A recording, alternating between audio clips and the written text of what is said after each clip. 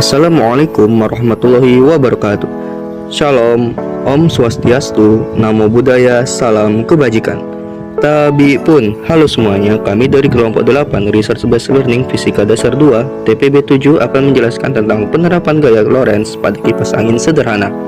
Tapi sebelum masuk videonya, kita perkenalan dulu ya. Selamat menonton.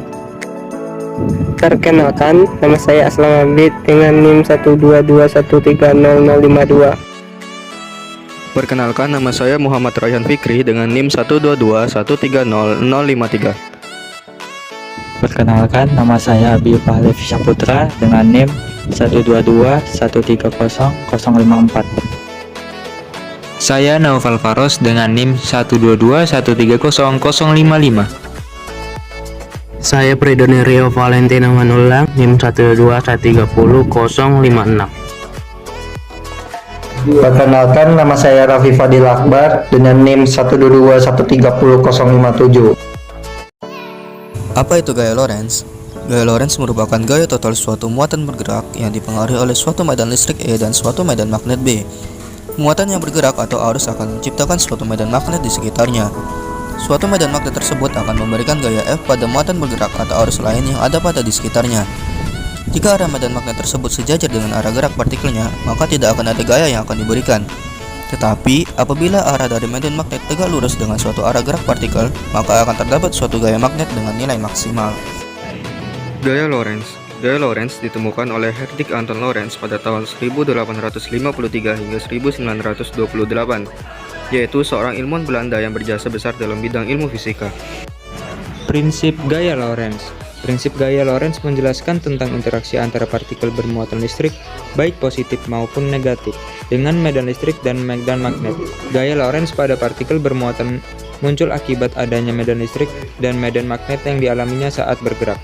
Pemanfaatan prinsip gaya Lorentz diaplikasikan dalam motor listrik. Motor listrik menghasilkan gerakan rotasi dengan cara mengubah energi listrik menjadi energi mekanik dengan menggunakan magnet dan prinsip induksi elektromagnetik. Motor listrik DC. Motor DC adalah motor listrik yang memerlukan suplai tegangan arus searah pada kumparan medan untuk diubah menjadi energi gerak mekanik. Kumparan medan pada motor DC disebut stator, bagian yang tidak berputar, dan kumparan jongkar disebut rotor, bagian yang berputar. Secara teori, motor DC adalah motor listrik yang membutuhkan suplai tegangan arus searah atau arus DC, direct currents, pada kumparan medan untuk diubah menjadi energi mekanik. Kumparan medan pada motor disebut stator dan kumparan jongkar disebut rotor. Cara kerja motor DC. Cara kerja motor DC dalam mengubah energi mengambil daya listrik melalui arus searah yang kemudian diubah menjadi rotasi mekanis. Motor DC juga dikenal dengan sebutan motor listrik atau motor arus searah. Motor listrik pada kipas angin. Motor listrik banyak digunakan pada kipas angin untuk menghasilkan gerakan rotasi pada baling-baling kipas. Pada kipas angin, motor listrik yang digunakan adalah motor DC. Alat dan bahan yang kami gunakan. Yang pertama ada dinamo 9 volt. Kemudian yang kedua ada baterai dan kabel konektor. Ketiga ada baling kipas mini. Keempat gunting. Kelima cutter. Keenam kabel mini. Ketujuh botol bekas. 8 switch on off. 9 korek api. 10 lem tembak. 11 timah. Dan terakhir solder.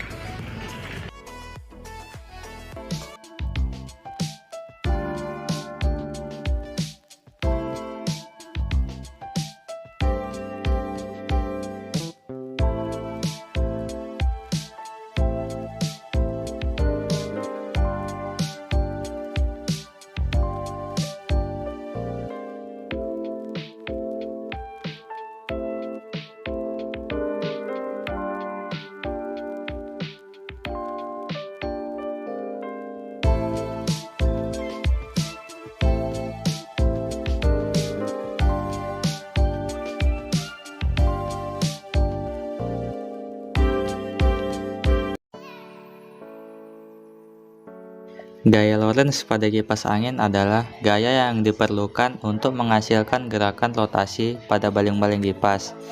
Gaya Lorentz terjadi akibat interaksi antara medan magnet yang dihasilkan oleh stator motor listrik dan arus listrik yang mengalir melalui rotor kipas angin.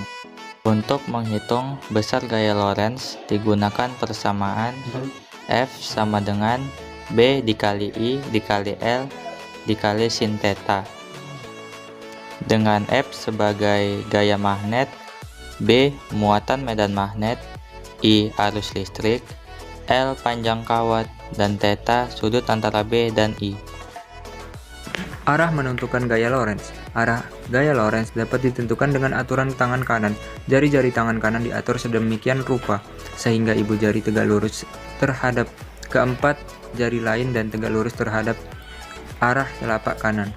Bila arah medan magnet B diwakili oleh telunjuk dan arah arus listrik I diwakili oleh ibu jari, maka arah gaya Lorentz F ditunjukkan oleh telapak tangan. Dari gambar di samping dapat diketahui, ibu jari yaitu menunjukkan arah-arah arus listrik I. Empat jari lain menunjukkan arah medan magnet B. Telapak tangan menunjukkan arah gaya Lorentz F.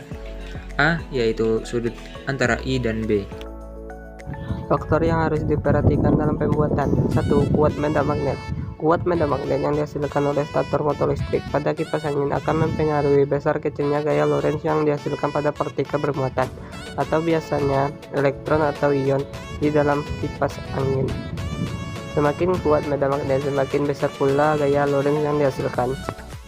2. Kecepatan partikel bermuatan. Kecepatan partikel bermuatan seperti elektron atau ion yang terdapat pada kipas angin juga dapat mempengaruhi besar kecilnya gaya Lorentz yang dihasilkan. Meskipun ukuran baling-baling kecil dan jumlahnya hanya 1, kecepatan partikel bermuatan yang tinggi dapat menghasilkan gaya Lorentz yang cukup besar. 3. Sudut antara arah kecepatan partikel bermuatan dan arah medan magnet. Sudut antara arah kecepatan partikel bermuatan dan arah medan magnet juga dapat mempengaruhi besar kecilnya gaya Lorentz yang dihasilkan. Semakin besar sudut antara keduanya, semakin kecil pula gaya Lorentz yang dihasilkan. Tahukah kamu, pada kipas angin, prinsip gaya Lorentz diterapkan pada penggunaan dinamo dan magnet. Dinamo pada kipas angin menghasilkan arus listrik dengan memanfaatkan prinsip induksi elektromagnetik. Ketika baling-baling kipas diputar, maka magnet yang berada di dalam dinamo akan menghasilkan medan magnet yang berubah-ubah. Medan magnet ini kemudian akan menimbulkan arus listrik pada kumparan-kumparan yang terdapat pada dinamo.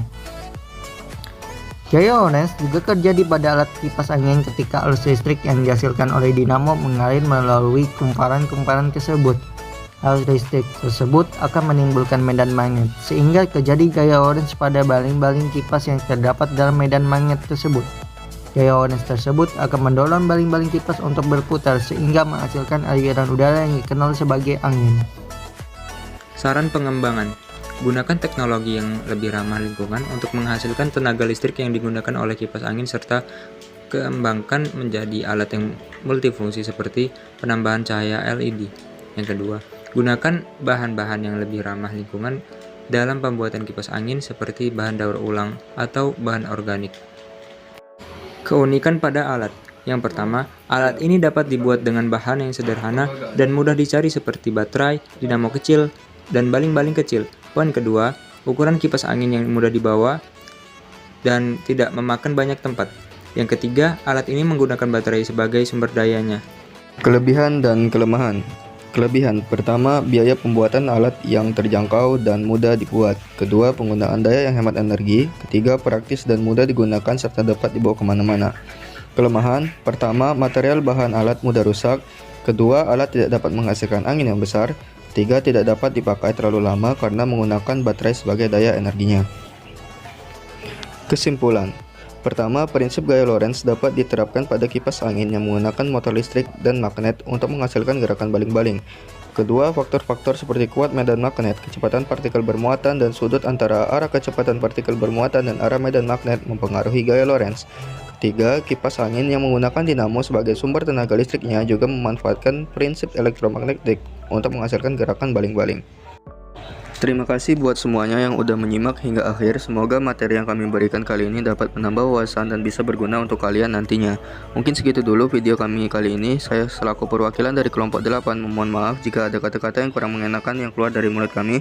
Sekian dari kami. Wassalamualaikum warahmatullahi wabarakatuh.